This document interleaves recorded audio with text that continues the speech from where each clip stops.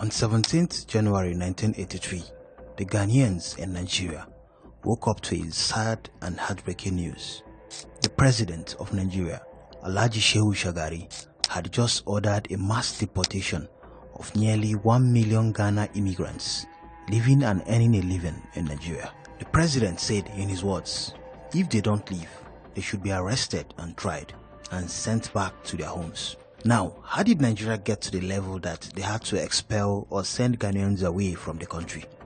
To answer that, let me take you back to the very beginning. But before we continue, please like this video for the algorithm, subscribe to my channel, and enable post notification so you will never miss my African stories. It all started in the 1970s when Nigeria was experiencing an oil boom while Ghana was undergoing political and economic difficulties.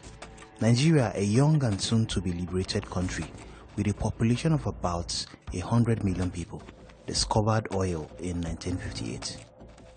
Multinational companies like Shell, Mobil and Ajip were the first to set up offices in the country and commence the drilling of oil commercially. Despite the political instabilities in the nation then, the oil money was stable and hopes were high that Nigeria could flourish. The oil prices surged worldwide, the economy was booming massively. The golden era had arrived and Nigeria had become Africa's wealthiest, earning the nickname, the Giant of Africa. The quality of life then in Nigeria was second to none in Africa. People moved from the rural areas to big cities such as Lagos, Port Harcourt, Ibadan, Kano and Calabar. The immigration was not only from within Nigeria, but also from other parts of West Africa. In 1983, a dark chapter unfolded between Nigeria and Ghana, and it is a tale that still resonates today. This was triggered by the mass expulsion of Ghanaian illegal immigrants ordered by Nigeria's head of state. This incident sparked a chain of events that led to the birth of the Ghana Must Go Back. The twists and turns of this story will urge you to keep watching until the very end. On the other hand, Ghana, the world's largest cocoa producer in the 1960s, was experiencing the direct opposite. The drop in the global price of cocoa and the 1966 coup, which toppled independence leader Kwame Nkrumah, triggered a lethal mix of starvation and rebellion in the gateway of Africa, Ghana. The country's population was roughly 7 million at the time, less than 10% of Nigeria's population, but millions of Ghanaians decided to travel east to try their luck in the rich land of Nigeria. Ghanaians flocked to Nigeria in such large numbers that it appeared that every Ghanaian household had a relative working there. Nigeria as at then was the Canada or the United Kingdom in Africa. Ghanaian teachers were well known in primary and secondary schools across the 19 states that existed at the time. Neighbors from the west flooded law offices, shoe repair shops, ice cream parlors, restaurants and brothels. However, the then Nigerian government did not wake up one day and decided to expel almost 2 million Africans from the country.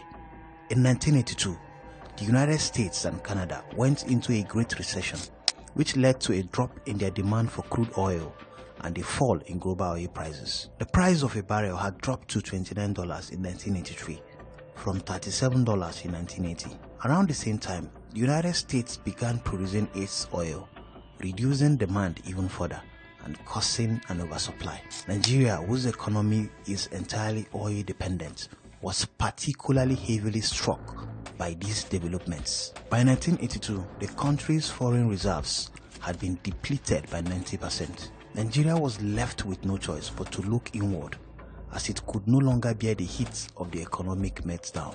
In 1982, as Nigerians prepared for the 1983 general elections, politicians began to utilize phrases like aliens in their manifestos.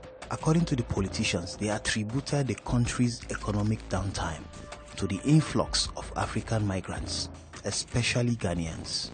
At that time, the politicians claimed that Ghanaians had taken up all of the employment and introduced crime to Nigeria. And if elected, they promised and they threatened that Ghana must go.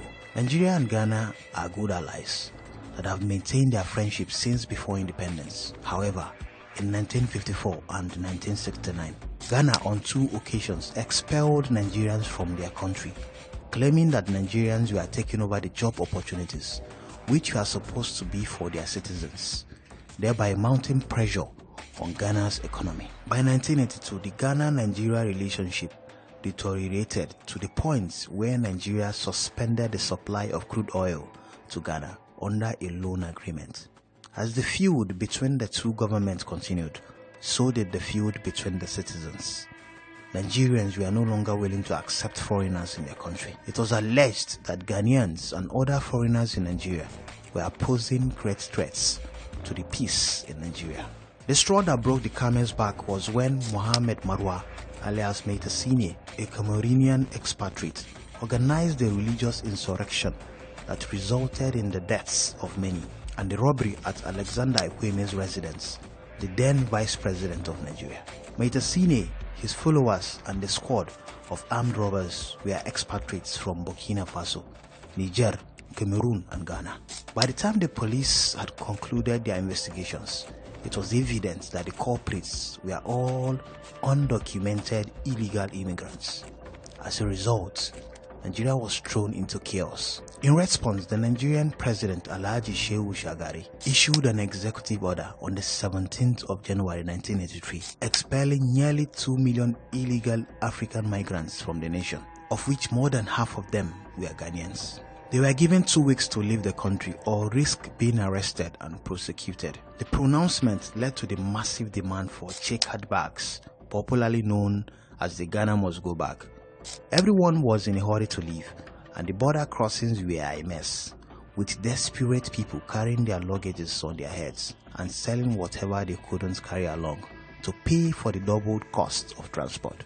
Millions of people fled by any available exit, including through western Nigeria and northern Benin. The number of cases of stampedes was on the rise down south, near the Seme border in Lagos. Hundreds of people were placed into open transport trucks and driven to Ghana.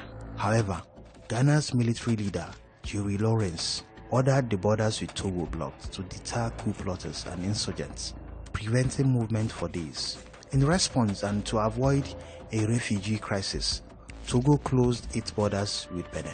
People were trapped in the intense heat and without water around the Benin-Togo border to Lagos, and there was a breakout of contagious diseases. The government of the United States offered some assistance by providing 500 tents, 10,000 blankets, and thousands of buckets, which were airlifted by the League of Red Cross Societies. It was a fantastic news for Ghanaian refugees.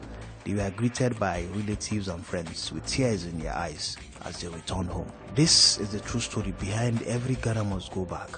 However, it should be noted that Nigeria and Ghana are still closest friends today, having put the past behind them. I would love to shout out to two of my Ghanaian friends, Maxwell and Raymond. I hope to meet you guys someday when I visit Ghana for some video documentaries.